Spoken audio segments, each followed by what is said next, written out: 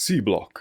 You've heard of Factorio Seablock, or if not, then you know about Skyblock, from the hit game Minecraft, and its many iterations, from regular vanilla Skyblock to more recent versions and then onto modded, which makes you ask the question, is this still Minecraft? Real Thesean dialect argumentation.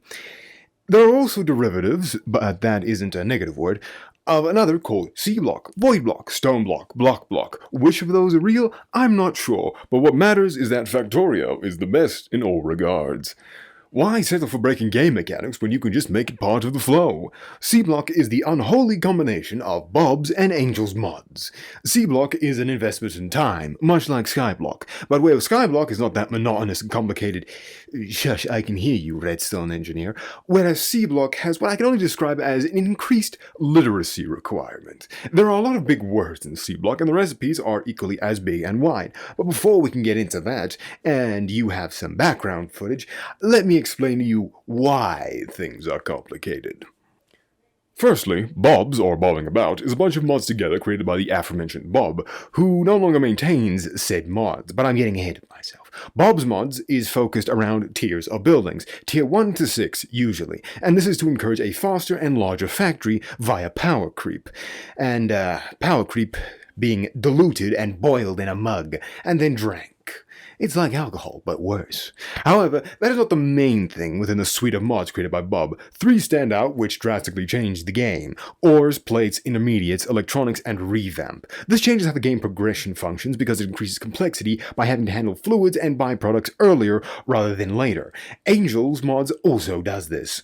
You, the viewer who has never played Factorio, or even if you played Factorio, you'll have learned that, by proxy, a vast majority of people try Factorio but never complete the game. Not me, though.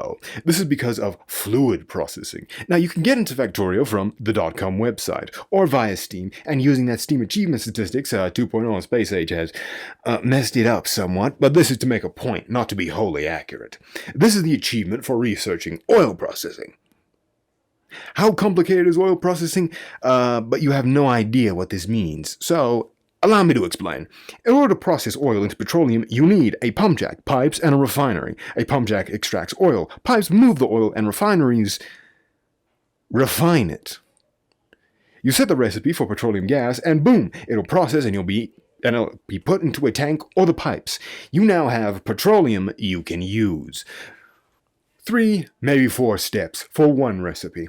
The more advanced oil processing, however, adds 2 to 3 more steps. And, all in all, assuming the worst, 7 to 8 steps where the only problem is getting deadlocked on one of the 3 fluids. But solving it is easy because you get cracking recipes to solve the problem. Stick with me here. Why am I telling you this? Because the majority of people drop Factorio at this point because during 10, or rather 1.0, the fluid system was, to put it bluntly, whack. Even the devs admitted this, as the fluid system was reworked to be simpler in 2.0. So now you can understand what I'm talking about, at least get the gist of it, I hope. I am on the 1.1 version of the game because this entire mod pack has not yet been ported to 2.0. Unless it has in the interim that I had to make this video. Well, not had to make this video, but you know what I mean. But to add a bit of spice to life, this is also a challenge, and a question. How long does it take to beat Seblock in real time? Or rather, actually, how long does it take to beat Seblock with belts only? No speed mods whatsoever. Mods as in modification, not modules. Additionally, I have an additional set of mods to make my experience more bearable and in some cases insufferable. But do not fear, because like the law of equivalent exchange, there is upsides and downsides. The additional mods I have are thus: Fluid Must Flow, Stable Foundation. This was removed later because it corrupted my game quite a few many times with Beacon and, how do I put this? I swapped it for Beacon Rebalance. Trust me, it's gonna be painful still. Nixie Tubes, Stats GUI, or GUI, Text Plates, and Even Distribution. Of these, only Fluid Must Flow really makes an impact later on. And Beacon Rebalance. Though I mentioned a challenge, right? Well, I already did. Simple. No trains, no logistics bots, only belts and inserters. Oh, and of course, no nuclear or liquid fuel burning. For those not in the know, this is both breaking both my feet before running a marathon and will increase playtime, but the purpose is to teach myself circuit logic, and to further learn how far I can use belts. I am quite a lazy Factorio player, and frankly, I am disgusted at my slobbish habits, and it's time we sushi it up, or perfectly balanced loads, in our belts. Filter out the byproducts, and so on. In the beginning, you start with a rock, and given the materials to expand outward somewhat, I forgot to record that initial bit, forgive my poor form, the important part is research. We have to do the essentials of crushing sterotite and sapphirite. This unlocks wood processing, which we need to forage for. Wood, that is, using this helpful recipe that'll get us driftwood. Once we have driftwood, we can make basic circuits. Basic circuits need two things, a board of wood and copper wire. We get iron and copper in one way. These are electrolyzers. They zap water and suck up an immense amount of power. They have a multitude of recipes, but right now, we are interested in just the basic. This is dirt water electrolysis. It makes slag, oxygen, and hydrogen. This is the single most important recipe in the entire mod. If you forget about it, the base won't run. From zapping water, we shall make an O degree that'll make even Ozymandias fall silent at the scale. Where was I? Right, so we burn the oxygen and hydrogen in these flare stacks because it is useless to us as of this moment, and we stock up on slag. With the slag, we throw it into a crusher and make crushed stone. This crushed stone goes into the liquefier and becomes mineralized water. The mineralized water goes into the crystallizer, and only then do we get the chance at sapphirite and sterotite. Not to mention we have to smelt the ore, but the process sucks as the cost is terrible. For those keeping count, that is 6 steps. For fundamental basic resources, welcome to Seblock. It's going to get worse.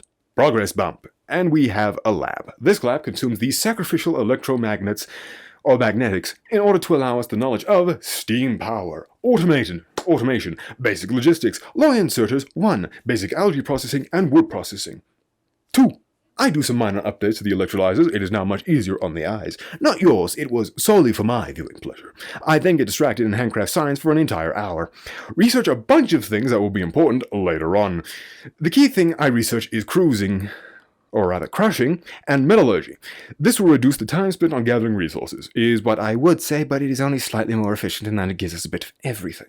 This is our crusher. The recipes will take 4 crushed items and split out 4 items in return, 2 slag, 2 iron, and 1 copper. And it's the same for other ores. This is where it'll be using the wood ore tier from now on. This is our first basic tier, iron and copper. If you're wondering about the copper recipe, it's the same, but instead of 2 iron, it's 2 copper and 1 iron. The direct opposite. The slag is a byproduct and can be recrushed, which then becomes stone, which in turn becomes mineral water, which becomes ore. See the loop, the cycle. I'm sure this won't be a recurring theme throughout the mod pack, surely. Anyway, I get distracted, but really, no. See, as per adequately described in the ancient Asi text of Nowhere, the ocean is terrible to stand on or create habitation upon, and seeing as I do not possess gills, we need to create new land. But how? Simple. Dirt.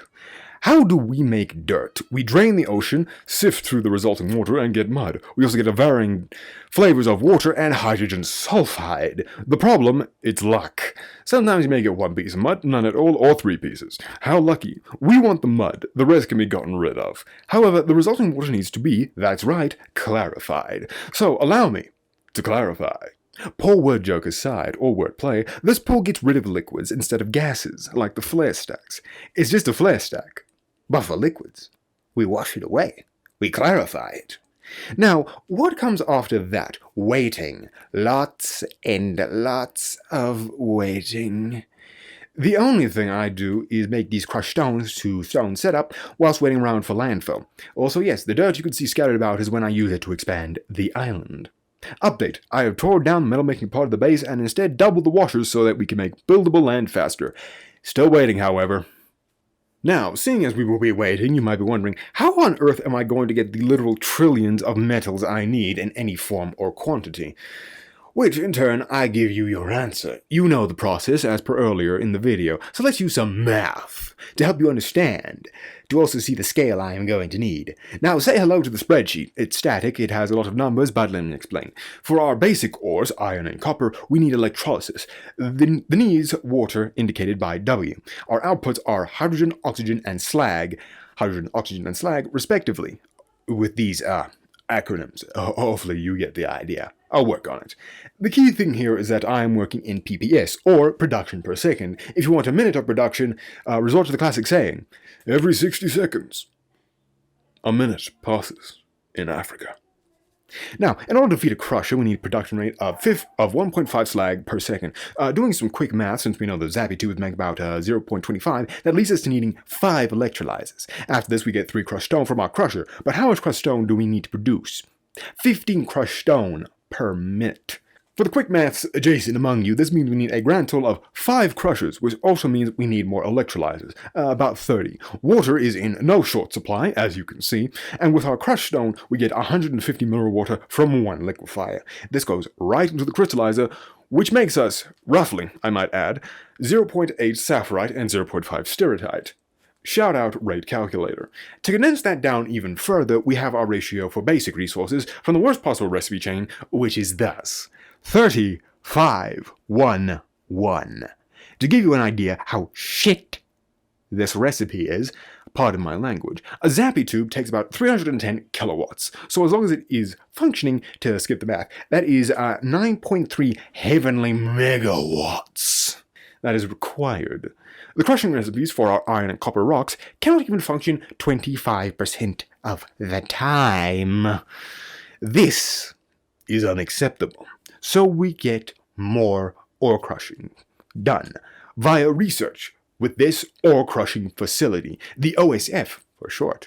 We can't supply it all the time, but it gives us a much more efficient ore recipe. How efficient, I hear you ask? Simple, not efficient enough, because the pre-production need requires more electrolyzers. So if we want a consistent production of iron, because it is the recipe we can consistently feed, that is a ratio of 90, 15, 3, 3. In terms of power draw, that is 27.9 megawatts needed. Drat.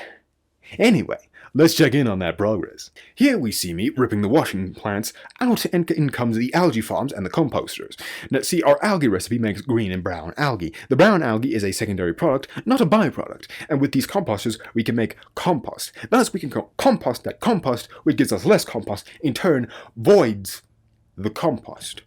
Entropy. Next up, cellulose fibers, which we can make from green algae. These fibers become pellets. These pellets can then be turned into wood bricks, and then the wood bricks can be turned into charcoal. Finally, our step to the early game can begin. What, you thought that rigmarole was the early game? No, sir, madam, and or living being of an unidentified origin. We now have acted the great art of boiling water. Some more waiting and the power grid consideration, I then build the boilers, except only one of them is online. But 900 kilowatts is at least mine, which is a lie because I have 3 boilers, 1.8 megawatts with the requisite steam consumers.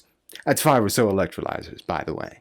Time for some math. See, past Ludex was an idiot. He didn't do the math for a notoriously mathy mod. And he thought, I can just wing it and use hell mod. Safe to say, that was a stupid idea, and now I'm paying the price for it.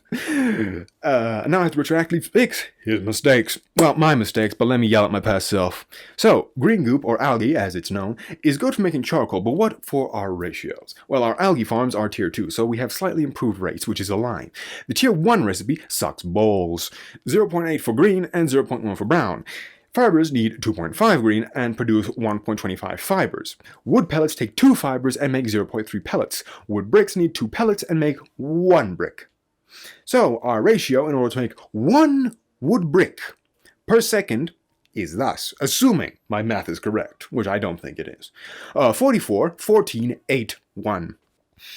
And we have a waste product of 4.4 brown algae. But what about the compost? Don't worry. That is a tool that will help us later. Why is this terrible? Simple. The recipe for the tier 2 algae farms. We need the original algae farm, which is 5 basic circuits, 25 stone bricks, 10 iron rods, and 10 iron plates. The upgrade, which would make this much more passable, is thus 4 basic circuits, 54 iron plates, 55 stone bricks, 33 iron plates, and the first tier of algae farm. I'll put the math up on screen for you.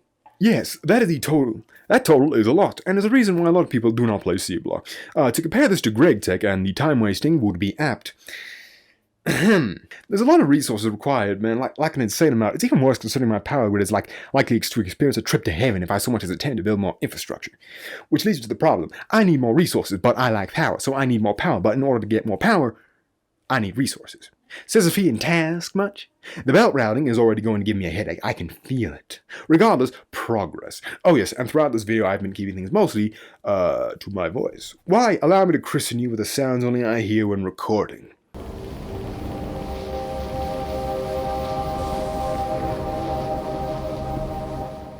It's maddening, isn't it? I listened to this for hours on end. Locked me in a room with rubber rats, gracious oh me. I did some writing in the meantime as well, by the way. You know, my personal projects. My book. My works! This is a filtration plant. It makes purified water and washes sulfuric wastewater. This is important for later. This arboretum makes trees. It is important for later. Look at that algae farms have grown. Oh, power production too. Can't sustain itself, but you know, that's for future me to worry about. More zappy tubes. Can we sustain them? Sources say no. But what do they know? What if I want a total blackout for my power grid, huh? A new development. Local stranded idiot figures out that dirty automation exists. Dirty referring to hand-fed automation. Hand-fed referring to feeding the assembler ingredients and then getting a product. Or in this case, more ingredients for science. Then I make a plan. More so I look at the research tree and wonder, where should I go? I meander a bit and then stumble upon advanced mechanical refining and get an idea. Enjoying the run? Consider hitting subscribe and the like button to improve productions and prayers to my poor 2TB hard drive is really working overtime holding this stuff. 814 gigabytes or gigabytes is no joke. Moving forward, which is a lie, the algae farms have grown. I open up Helmut, attempt to understand it, then can that idea immediately because opening a spreadsheet and using rate calculator is easy. Perhaps not accurate, but it's easier to understand, at least for me. Oh yes, and research was done. I didn't show it because it's not that important for the moment. While cement processing is, it'll open up a gateway. Next up, washing plant remade and landfill production is back up online. This is a blast furnace. We can't use it yet. This is an induction furnace. We can't use it yet. This is a casting machine. That's right. We can't use it yet. Clarifier, appreciation hour. Disposing of waste fluids the safe way. Well, probably not the safe way, but then we'd have to clarify the method used. Hey, wait a minute. The furnace is blasting, the induction is shocking, and the machine casts metal. More dirty automation by moving some buildings. Send more algae farms into the fight.